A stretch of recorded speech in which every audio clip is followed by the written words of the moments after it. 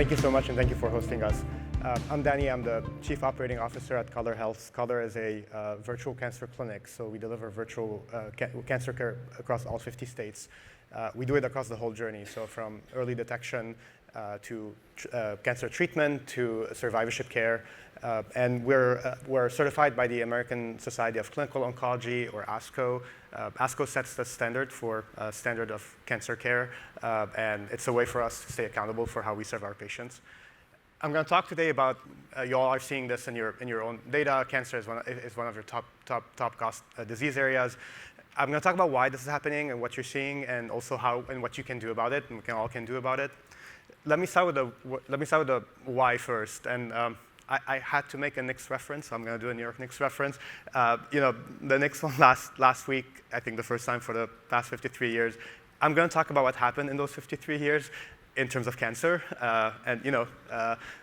History sometimes goes in years and decades, and sometimes it takes 2 weeks and 5 games to win a championship again. So let me start with what happened. So we call it the triple wave, and basically, and I'll talk about each one of those. Let me start with the first one. So over the past 53 years, cancer has become more frequent in the population, but also is increasing incidence among the younger population. Actually, 14 cancers have increased in incidence among people under 50 years of age. And because of that, you start seeing more of those in your own workforce, because it's impacting the workforce more aggressively than it used to before. Number two, we've seen an explosion in treatment options when it comes to cancer treatment, and those options are working much better today. And it's never been a more hopeful time for cancer patients than right now, but it's coming also with two implications. One, a very heavy price tag. In 2023, 95% of the new approved cancer treatments cost more than $100,000 a year. It also is coming with more complexity of care than it used to be before. So, in the past, a stage 1 or stage 2 breast cancer, there's like a first line, second line, third line therapy. Today, it's actually a lot more complex. It depends on the biomarkers and the tumor biomarkers, and the complexity of how you decide what is the best treatment for a patient is a lot more compounding than it used to be before.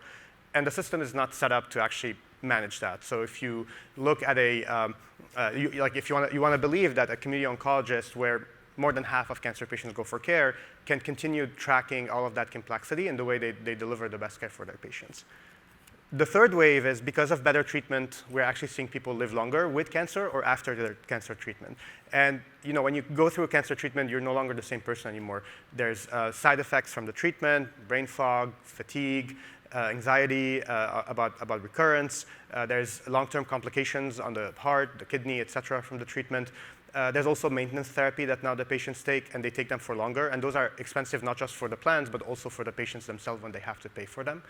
And again, the system is not set up to manage those well. There's no actual specialization in survivorship where, for the primary care setting, the population of survivors is increasing 10-15% a year, while the supply of physicians is only increasing 3 to 5% a year. So it's both a capacity problem, but also a specialization problem in the system. So if you think about that, I think, to recap those three things, they're actually compounding with each other, right? So you have more people with cancer, they get on treatments that are more expensive for longer, and now you have a workforce that requires more complex and specialized care that's growing over time.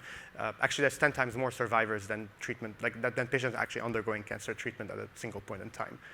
So what can you do about that?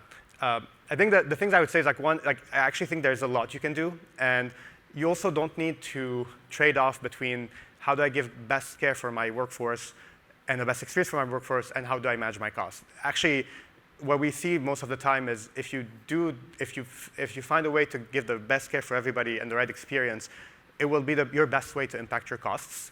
And typically, when you don't do that, that's when you see solutions that end up not driving enough, not being utilized enough, or not bending the cost curve as much as you want. And I'll talk a little bit about how you can do that.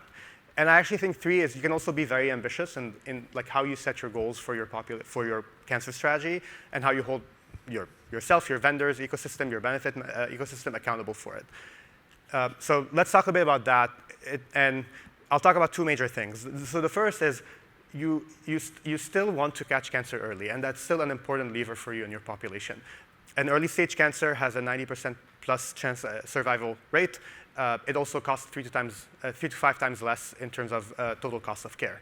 So it's still a great lever, and it's aligned with both the outcomes for your members and for your costs. And what does it mean to catch cancer early? So obviously it means you want people to get screened. And when we say screened, it's not just engage 3 to 5% of the population. You need to engage 20, 30% of that population and get them screened. But screening is not only enough. The other important thing is 20 to 25% of the cancer population, of your members are at high risk for one or more cancers. And actually, when you look at early onset cancer, so take breast cancer, 80% of women under 50 who had breast cancer before they're 50 report a history of cancer in their family.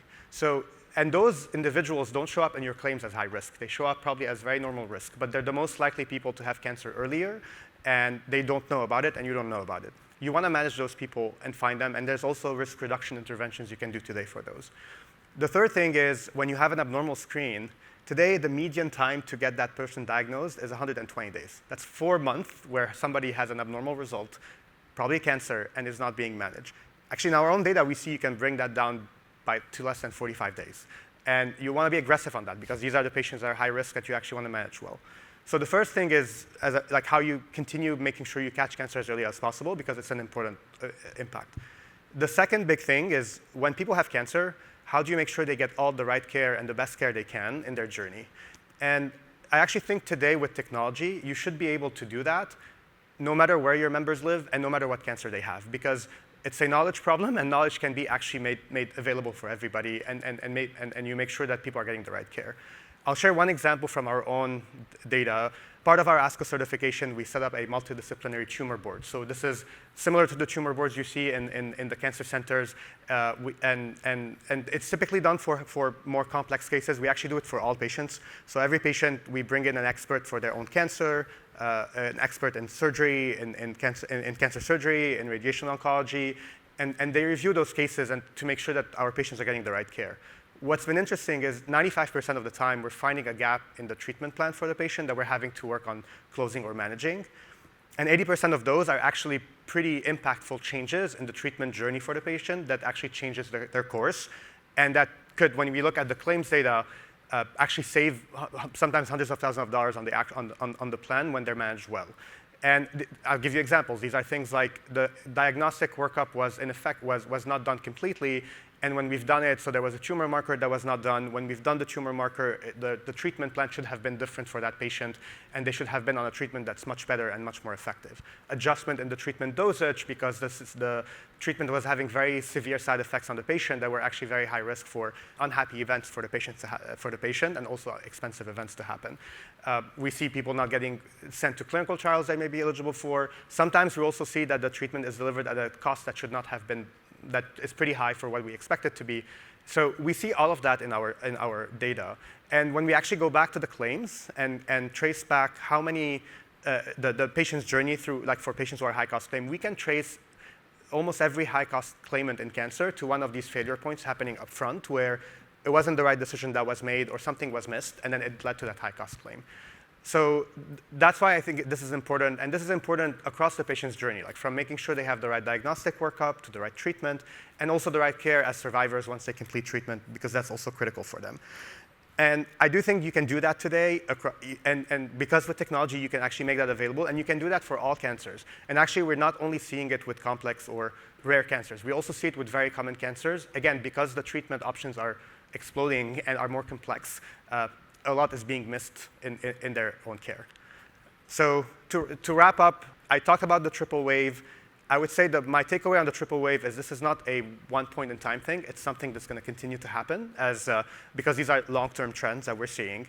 There is something you can do about it, and that's probably my major thing. And it is a way, and you can do it in a way that gives your members better impact and better outcomes and better experience, but also in a way that lowers your costs. And when I look at our own data, when you do that well, you can actually impact up to 35% of your total cancer spend. Because again, you're focusing on everybody. You're looking at all cancers and you're looking at all situations. And that's pretty impactful. Like for a 10,000 plus workforce, that's like you're talking about millions in savings that you can actually impact when you do that. So that's my takeaway. If you have questions, please stop by our booth. I can answer more questions. I appreciate you listening to me. I hope this was helpful. And thank you for hosting us here.